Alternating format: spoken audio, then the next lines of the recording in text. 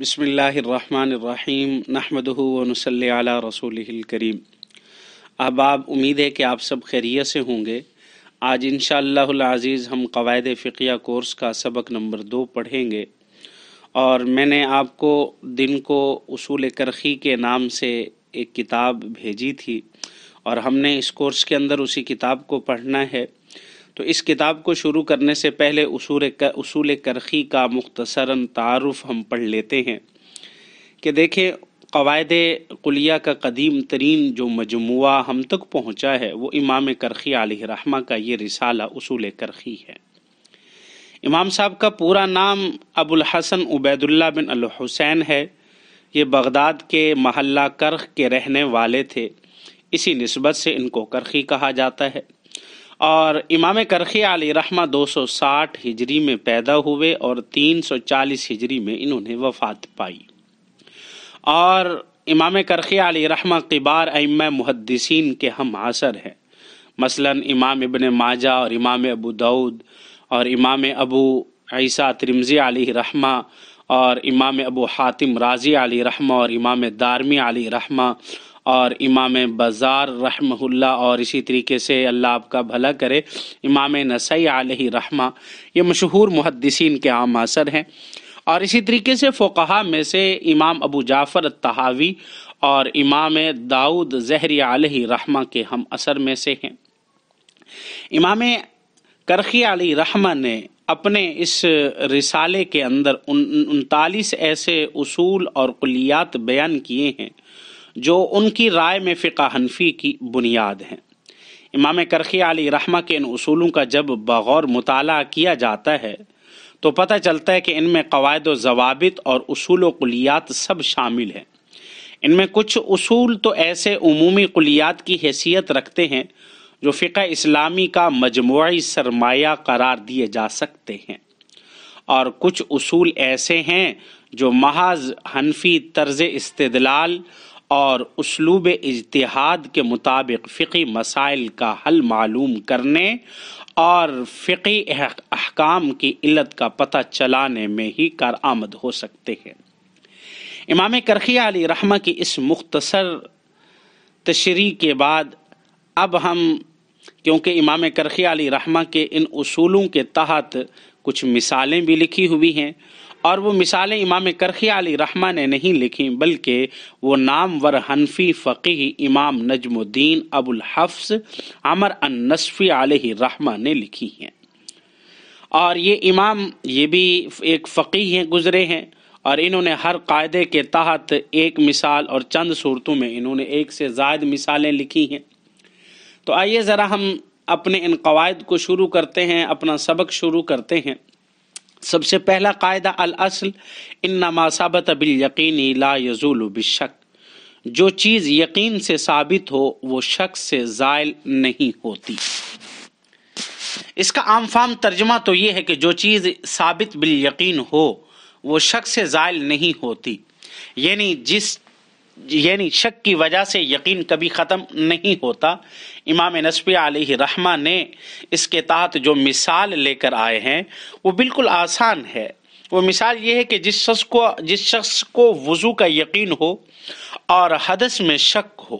تو ایسا شخص باوضو ہوگا، اور جب تک اسے حدث کا یقین نہ ہو جائے تو اس وقت تک اس کا وضو نہیں ٹوٹے گا۔ اور اسی طریقے سے کہ جب یقین اور شک اگر کہیں جمع ہو جائیں تو یقین کو ترجیح ہوتی ہے، یعنی جو چیز یقین کے ذریعے ثابت ہوگی وہ شک کے ذریعے زائل نہیں ہو سکتی۔ لہذا جب ایک آدمی کو وضو ہے اور وضو کا ہونا یقینی ہے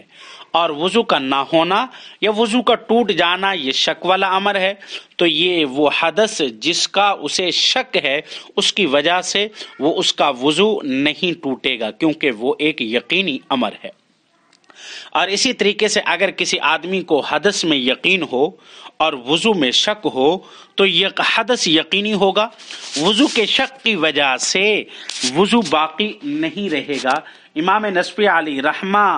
اس کے تحت یہ مثال لے کر آئے ہیں جو آپ اصول کرخی میں یہ پڑھ رہے ہیں یا آپ یہ دیکھ رہے ہیں۔ اب سب سے پہلا اصل آپ نے سمجھ لیا کہ شک کے بارے میں اور یقین کے بارے میں ہے۔ شک کسے کہتے ہیں، یقین کسے کہتے ہیں، یہ ایک لمبی بحث ہے، اور آپ حضرات علماء کرام ہیں، آپ کو معلوم ہے کہ یقین اعتقاد جازم بالواقع کو کہتے ہیں، اور منطق کے اندر اس کی بہت بڑی بحث کی جاتی ہے، اور شک کا معنی عام فہم آپ تردد سے کر سکتے ہیں۔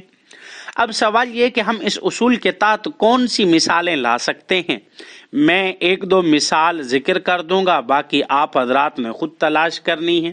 یعنی اس بات کی نشاندہی میں کر دوں گا کہ آپ نے اس کتاب سے، اس باب سے اس کی مثالیں ڈھونڈ کر لانی ہیں۔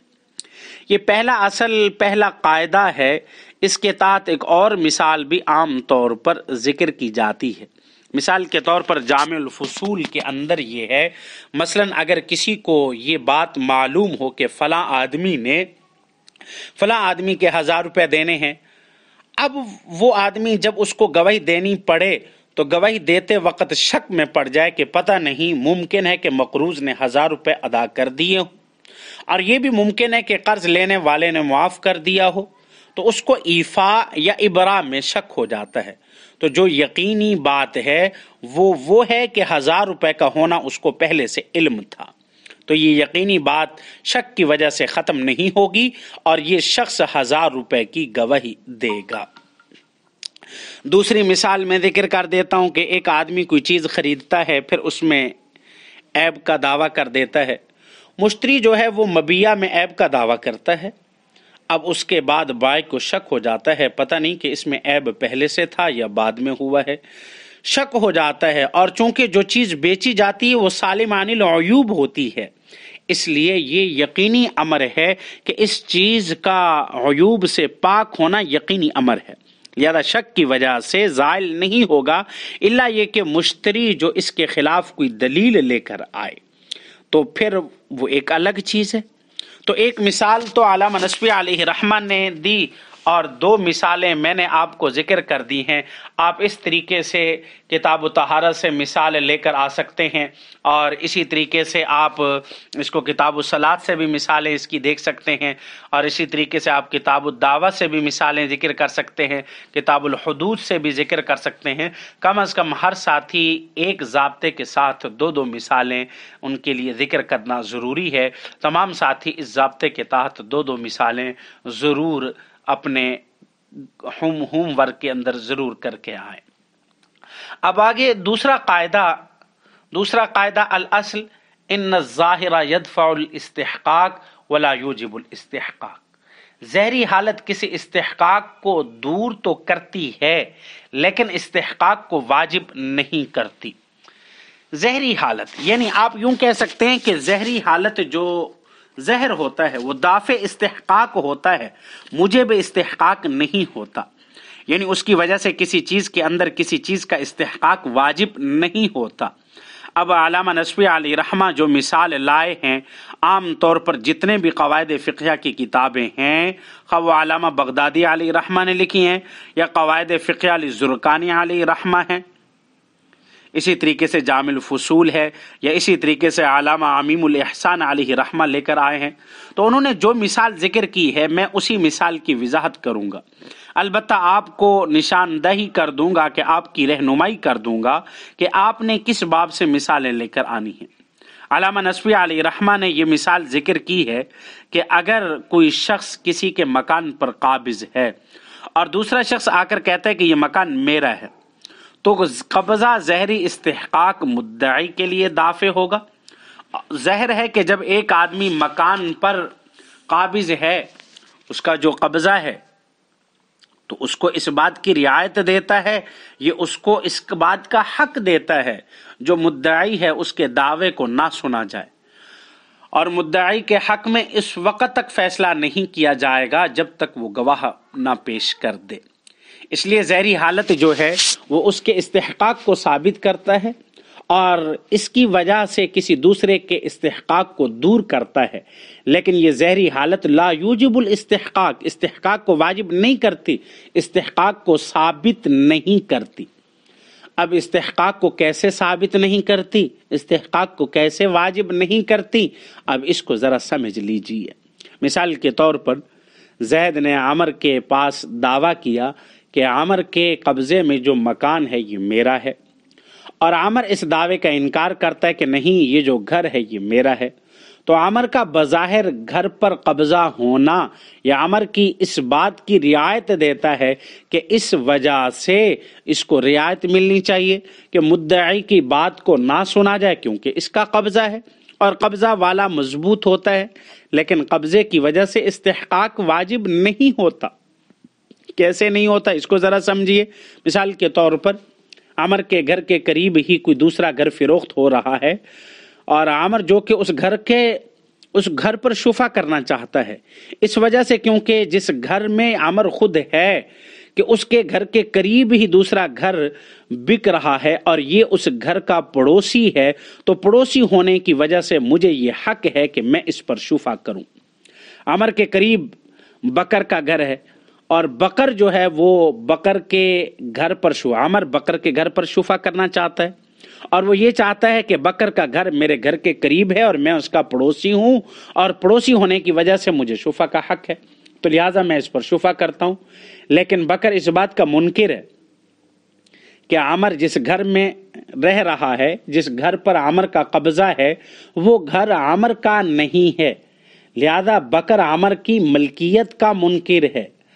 بکر صرف گھر پر قبضہ کیا ہوا ہے، وہ قبضہ اس کا ذاتی نہیں ہے، تو بکر کے اس انکار کی وجہ سے عامر کے لیے یہ جائز نہیں ہوگا کہ وہ اس قریب والے گھر میں شفا کرے، یعنی اس کے لیے استحقاق واجب نہیں ہوگا، کیونکہ شفا تب ہوتا ہے جب گھر آپ کی ذاتی ملکیت میں ہو، آپ کا اپنا گھر ہو، تو اس کی وجہ سے آپ کسی کے قریب والے پڑوس کے اندر بکنے والے گھر میں آپ شفا کر سکتے ہیں، وگرنہ آپ کو شفے کا حق حاصل نہیں ہوگا، کیونکہ جو گھر عامر کے پاس ہے اس کے بارے میں تو مدعی بکر کا یہ دعویٰ ہے کہ عامر کا یہ گھر ملک نہیں ہے، ذاتی ملک نہیں ہے، عامر اس گھر کا مالک نہیں ہے، لہٰذا اس کے مالک ہونے کے بارے میں دعویٰ آ گیا، تو اب یہ اپنے ملک کو ثابت کرنے کے لیے گواہ لائے گا، تو جب تک یہ گواہ نہیں لائے گا تو اس وقت تک اس کے لیے استحقاق واجب نہیں ہوگا، اس لیے کہ شفا اس وقت ہوتا ہے جب ملکیت بالکل تام ہو، ذاتی ملکیت ہو، کیونکہ یہاں ملکیت ذاتی ثابت نہیں ہے، اس لیے شفے کا حق حاصل نہیں ہے عامر کو۔ تو دوسرا ضابطہ یہ ہوا کہ ظاہری حالت کسی کے استحقاق کو دور تو کرتی ہے، کہ مدعی نے جو آ کر دعویٰ کیا ہے کہ اس دعوے کو دور تو کر دیا لیکن استحقاق کو واجب نہیں کیا، اس لیے کہ استحقاق تو تب واجب کرے گی جب اس کی ملک کسی ثبوت کے ساتھ ثابت ہو، کہ اس کے پاس گواہ موجود ہوں کہ یہ مکان جس کے اندر میں رہ رہا ہوں یہ مکان میرا ہے، یا کاغذات ہوں، یا کوئی عدالت کی طرف سے اس کے پاس کوئی فیصلہ موجود ہو، یا وراثتی انتقال ہو اس کے پاس۔ البتہ آپ اس قاعدے کے تحت مثالیں کہاں سے اب تلاش کر کے لائیں گے؟ میں آپ کو بتا دیتا ہوں کہ آپ کتاب البیوع میں سلم سے بھی لا سکتے ہیں، باب السلم سے، باب الصرف سے بھی مثالیں لا سکتے ہیں، آپ اسی طریقے سے اللہ آپ کا بھلا کرے آپ خیار عیب سے بھی مثالیں لا سکتے ہیں، خیار شد سے بھی مثالیں دیکھ سکتے ہیں، اور اسی طریقے سے کتاب المزاربت سے بھی آپ مثالیں دیکھ سکتے ہیں، اور کتاب الشفا سے بھی آپ مثالیں دیکھ سکتے ہیں۔ تو یہ دو ضابطے ہیں، میں نے دو ضابطے بیان کر دیے ہیں، ارادہ تھا کہ تیسرا ضابطہ بھی آپ کے سامنے بیان کروں لیکن آپ نائے ہیں، تو اس وجہ سے آپ پر مزید بوجھ نہیں ڈالنا چاہتے، تاکہ آپ ان دو ضابطوں کی مثالیں آسانی کے ساتھ آپ ان کو دیکھ سکیں، حل کر سکیں، ان کی تمرین کر سکیں۔ البتہ ایک چیز کی میں وضاحت کروں، کیونکہ یہ دوسرا ضابطہ تھوڑا سا پیچیدہ ہے، اس لیے ایک دو چیزیں کھل کر بیان کر دیتا ہوں۔ ایک بات ذہن میں رکھیں کہ ہمارے ہاں مدرسے میں مدعی اور مدعا علیہ کی طلباء تعیین نہیں کر سکتے، جس کی وجہ سے ضابطے کو سمجھنے میں غلطی ہوتی ہے کہ مدعی کون ہے اور مدعا علیہ کون ہے، طلباء ان میں تعیین نہیں کر سکتے اور ضابطہ پھر سمجھ نہیں سکتے۔ یاد رکھیں کہ جو شخص خلاف زہر کا دعویٰ کرے وہ مدعی ہوتا ہے۔ اب زہر ہے، جیسے میں نے مثال میں بیان کیا ہے کہ زید دعویٰ کرتا ہے کہ عامر کے قبضہ میں جو گھر ہے وہ میرا ہے، تو زید کا دعویٰ خلاف زہر ہے، کیونکہ زہر یہ ہے کہ جو آدمی جس گھر میں ہوتا ہے وہ گھر اسی کا ہوتا ہے، تو اس صورت میں زید مدعی ہوگا۔ ایک بات سمجھ میں آ گئی آپ کو کہ جو شخص خلاف ظاہر کا دعویٰ کرے وہ مدعی ہوگا، اور جو موافق ظاہر کا دعویٰ کرے وہ مدعی علیہ ہوگا۔ جب دونوں کی تعریف سمجھ آ گئی تو دونوں کا وظیفہ بھی سمجھ لیں کہ مدعی کا وظیفہ گواہ پیش کرنا ہوتا ہے اور مدعی علیہ کا وظیفہ قسم کھانا ہوتا ہے۔ یہ ایک وظیفہ ہر ایک کا الگ الگ ہے،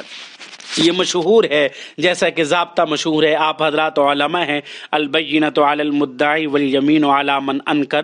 اب مثالیں ضرور آپ یہ دیکھیں، اب مثال کے طور پر جب یہ دو ضابطے آپ نے سمجھ لیے ہیں، دو قاعدے، دو اصول آپ نے سمجھ لیے ہیں، اب ان دونوں اصولوں کے تحت آپ نے مثالیں لکھنی ہیں۔ وہ مثالیں کیسے لکھنی ہیں؟ ایک صورت تو یہ ہے کہ آپ مثالیں لکھ کر اپنی کاپی پر لکھیں اور پھر ان کی تصویر لے کر آپ مجھے گروپ میں واٹس ایپ کریں، یا یہ ہے کہ آپ اس کو ٹائپ کریں، ٹائپ کر کے آپ گروپ میں اس کو بھیجیں۔